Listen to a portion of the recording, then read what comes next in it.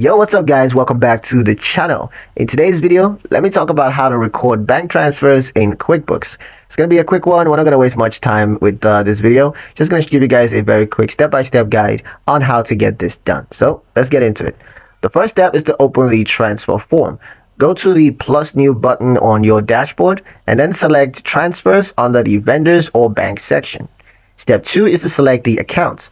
Now in the transfer form, you're going to choose the transfer funds from accounts and then the transfer funds to accounts. Step 3 is to enter the transfer details. Fill in the transfer amounts and the date of the transactions. You can of course add a memo if you want to note the reason for the transfer. Step 4 is to save the transfer. So click Save and Close or Save and New.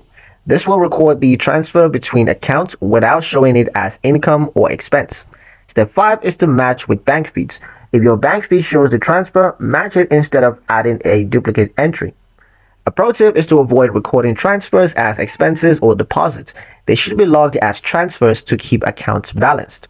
And that's pretty much it for the video, guys. Hope you liked it. Hope you found the information here useful enough. If you did, like, share, and subscribe for more helpful tutorials. Thank you guys for watching, and we'll see you in the next one.